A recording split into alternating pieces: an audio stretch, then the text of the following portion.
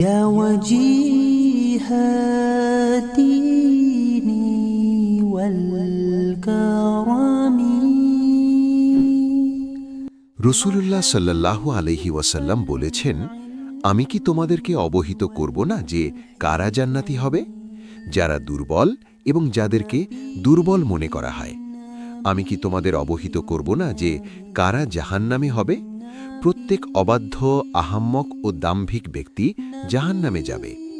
মুসলিম 2853, সুনান ইবনু মাজা 4116, তিরমিজি 2605, আহমদ 18253, তাখরিজু মুশকিলাতিল ফিকর 125।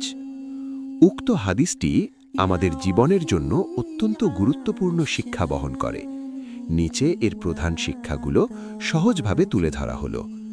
হাদিস থেকে শিক্ষা: 1. যারা নিজেকে ছোট মনে করে, অহংকার করে না, তারা আল্লাহর কাছে প্রিয় এবং জান্নাতের উপযুক্ত। 2. দাম্ভিকতা বা অহংকার মানুষকে জাহান্নামের দিকে নিয়ে যায়, তাই নিজেকে বড় মনে করা থেকে বিরত থাকতে হবে। 3. সমাজে যাদের দুর্বল বা তুচ্ছ মনে করা হয়, তারা আল্লাহর কাছে মর্যাদাবান হতে পারে। 4. বাহ্যিক শক্তি বা সম্পদ নয়, বরং আল্লাহ ভীতি বা তাকওয়াই একজন মানুষকে মহান করে। 5. যারা আল্লাহ ও তার রাসূলের অবাধ্য হয়, তাদের জন্য কঠিন শাস্তির সতর্কবার্তা রয়েছে। 6. আহাম্মক বলতে এখানে বোঝানো হয়েছে যারা খারাপ কাজ করে, অন্যায় বুঝেও তা থেকে বিরত থাকে না। 7.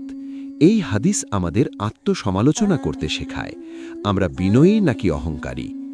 সারসংক্ষেপ: এই হাদিস আমাদের শেখায় নম্রতা, বিনয় ও তাকওয়া মানুষকে জান্নাতের পথে নিয়ে যায়, আর অহংকার, অবাধ্যতা ও খারাপ চরিত্র জাহান্নামের কারণ। يا إمام